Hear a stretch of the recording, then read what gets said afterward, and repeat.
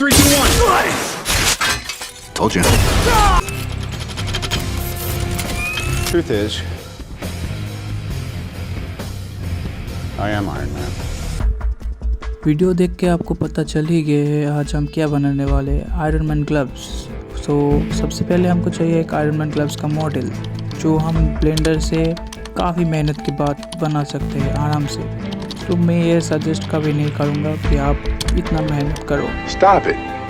Get some help. तो सबसे easy तरीका है कोई वेबसाइट ढूंढो और उसमें अगर फ्री वर्जन आपको आयरन मैन ग्लव्स का एक अच्छा मॉडल मिल जाए तो उसको आप डाउनलोड कर लो। काफ़ी ढूंढने के बाद मुझे ये मॉडल मिल गया जिसका मैं 3D प्रिंटिंग बनाने वाला हूँ। आपने जो HTML फाइल अभी डाउनलोड कर लिया था वो HTML फाइल आप Anycube सॉफ्टवेयर जो है उसमें से ओपन कर लो और ओपन करने के बाद आपका HTML फाइल्स कुछ इस तरीके से दिखेगा। और आप सबसे ख़ास बात है वो आप HTML फाइल को आप अपनी तरीके से कस्टमाइज़ कर सकते हो, जैसे कि आप उसका स्ट्रेंथ बिल्ड कर सकते हो, उसको ग्रिड पैटर्न चेंज कर सकते हो, उसका सपोर्ट मटेरियल जो है उस पर चेंज कर सकते हो। बहुत सारे चेंजेस है, मैंने अपने जैसे के लिए चेंजेस कर लिए थे और डाल दिए हैं इसको जी कोड प्रीव्यू में। और यही जी कोड प्रीव्यू वही है जो 3D प्रिंटर बहुत धीरे धीरे बनाने वाले हैं। यहाँ पर एक स्लाइडर है, अगर आप ऊपर नीचे करोगे तो देख ही सकते हो यहाँ पर कैसे आपका 3D model step by step हर एक स्टेप बाय स्टेप ये थोड़ा थोड़ा बिल्ड होगा। और यहाँ पर जो ग्रीन कलर का जो पार्ट है वो सपोर्टिव मटेरियल है। और कंप्लीट फाइनल होने के बाद आप इसको कर दो जी कोड में फाइल में ट्रांसफ़र, उस फाइल को सेव कर लो। और सेव करने के बाद आप कुछ नहीं करना, वो प्रिंटिंग में डाल दो और प्रिंटर अपने आप में काम करना शुरू कर देगा। मैं इसी चैनल में हर एक पार्ट की प्रिंटिंग वीडियो ऑलरेडी शॉर्ट्स में डाल चुका हूँ, आप चाहो तो उसको देख सकते हो। और कुछ 1 घंटे के बाद हमारा फर्स्ट पार्ट हो गया कंप्लीट और अब हम करेंगे सेकंड पार्ट को प्रिंट।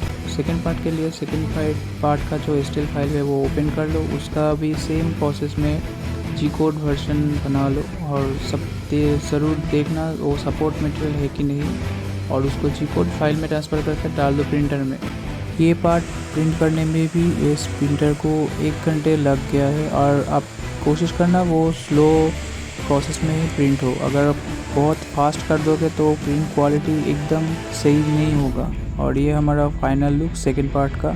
और हाँ, सपोर्टिव मटेरियल तो रिमूव करना ज़रूरी है।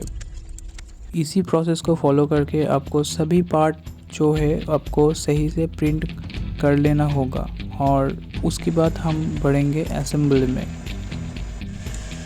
इसी तरह से हम हर एक पार्ट की 3D प्रिंटिंग कर लेंगे और सभी पार्ट्स में ये ध्यान रखना ज़रूरी है वो टेम्परेचर सही है कि नहीं, और वो जो प्रिंटर का पार्ट्स वो सही से आ रहा है कि नहीं, नोज़ल टेम्परेचर, बेड टेम्परेचर सभी के लिए।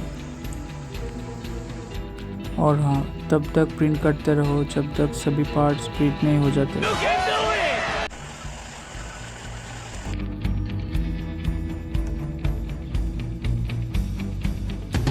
ये हमारा ग्लव्स का बैक साइड का पार्ट है।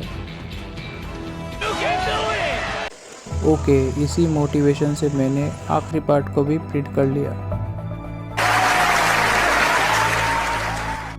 Oh my God!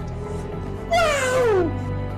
इसी तरह से सोल्डरिंग की मदद से उस सभी को परफेक्ट शेप में ला दो। उसके बाद आता है सबसे घटिया काम। God, please, no! No! सभी पार्ट की सरफेस को ग्राइंड करना, और ये काफ़ी टाइम कंज्यूमिंग काम है भाई, बट करना तो पड़ेगा था। फाइनली ग्राइंड करने के बाद अब हमारी बारी है पेंट करने की। पेंट हम इसलिए कर रहे हैं वो ताकि उसका जो अपर सरफेस है वो काफ़ी शाइन दिखे, और इसलिए मैं वाइट स्प्रे पेंट का यूज़ कर रही हूँ। स्प्रे करने के बाद और सुखाने के बाद अब हम उसको रेड पेंट करेंगे। Why are you running? Why are हाँ, इतना टॉर्चर के बाद अब ये जाएगा रेड पेंट के लिए, और रेड पेंट करके जो फाइनल लुक हो गया है उसके बाद अब हम करेंगे हर एक पार्ट का असेंबल, और हर एक पार्ट ऐसा दिखता है सब मिला के।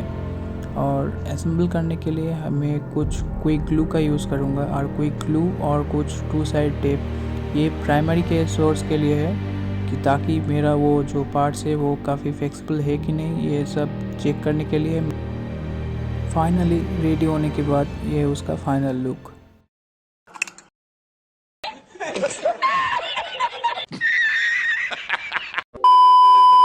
हाँ, ऐसा ही होता है जब आयरन मैन ग्लव्स को आप टेप से चिपकाना चाहते हो।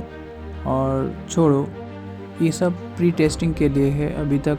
अगर ये सही से फ्लेक्सिबिलिटी काम कर रहा है कि नहीं, उसके बाद मैं उसको कुछ स्ट्रॉन्ग और जॉइंट से जोड़ दूंगा इन फ्यूचर। और मेरा फ्यूचर प्लान है इसमें कुछ लाइट वगैरह और फायर को भी ऐड करने के लिए। अभी तक के लिए ये बस डेमो ही है, तब तक के लिए आप इसका फ्लेक्सिबिलिटी का मज़े लो।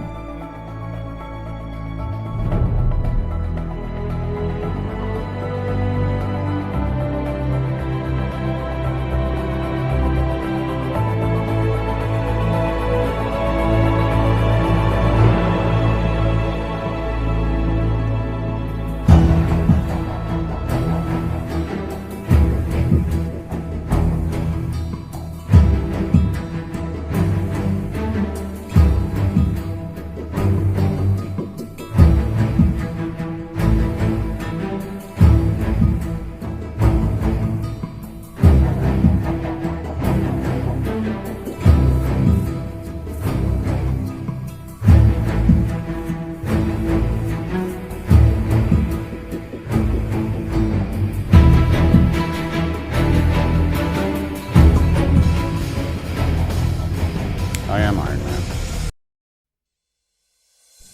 और नेक्स्ट पार्ट के लिए लाइक, शेयर और सब्सक्राइब जरूर करना इसी हाथ से।